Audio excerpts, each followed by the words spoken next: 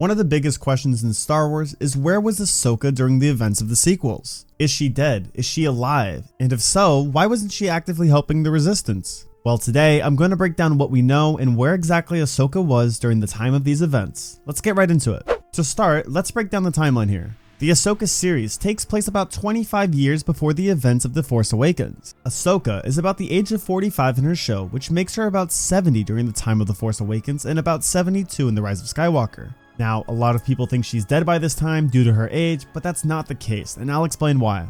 Ahsoka's species are called Togrutas, and those that are Force sensitive can live up to 200 years old, so age wouldn't really be a factor here. Now, this is where we can go two different routes from here. Ahsoka is either alive or dead at this point. Let's pretend that she's dead. A lot of people believe that since we hear her voice in The Rise of Skywalker when the voices of the Jedi are speaking to Rey. Whoever lived, lives in you. Force surrounds you, Rey. Let it guide you.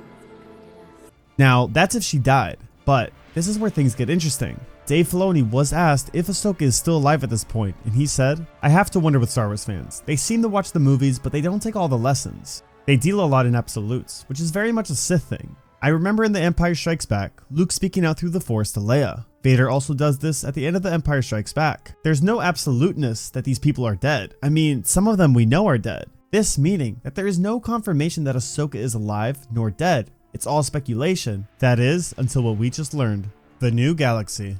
In Ahsoka, we learn of a new galaxy called Peridia. Baylan Skoll refers to this as stories and fairy tales the children in the Jedi Temple would read about. Now, if you've watched Ahsoka, you know that Grand Admiral Thrawn is in fact located in this new galaxy. But what if I told you this galaxy has a deeper meaning than his location? A new Jedi Order. And that is where Ahsoka has been during the time of the sequels, building a new Jedi Order from the ground up. I mean, if there's one person that's seen it all, it's Ahsoka. She was brought to the Jedi Temple as a young child, to then losing trust in not only her friend Barriss, who tried to frame her for bombing the Jedi Temple, but she lost trust in the Jedi Order as a whole. While Ahsoka is no longer a Jedi, she's a light side user, and that's where Ahsoka's original name Ashla came from. Ashla meant light side of the Force. Ahsoka became one with the light side when she was revived by the daughter of Mortis. The daughter transferred all her remaining life force into Ahsoka. Now, for more details about that, I attached a video above where I get more into depth about it. But anyways, Ahsoka is what a true Jedi should be. I mean, as we know, as the years went on, the Jedi lost their way. Their judgment was clouded, their actions and what the Order became was so different than what it used to be. Ahsoka witnessed all of it throughout her years, and while her mentors are gone by this point, she's still alive, and not only that, but she still remained a light side user. Even after she left the Jedi Order, she helped with the rebellion and she always lived by her morals to help others. Now, how does this connect to the new galaxy? Well, with Ahsoka being of what a true Jedi should be, she can establish a new order that is so far from our current galaxy, almost like a new beginning. This would allow Ahsoka to rewrite the wrongs of the Jedi Order and create what it actually should have been.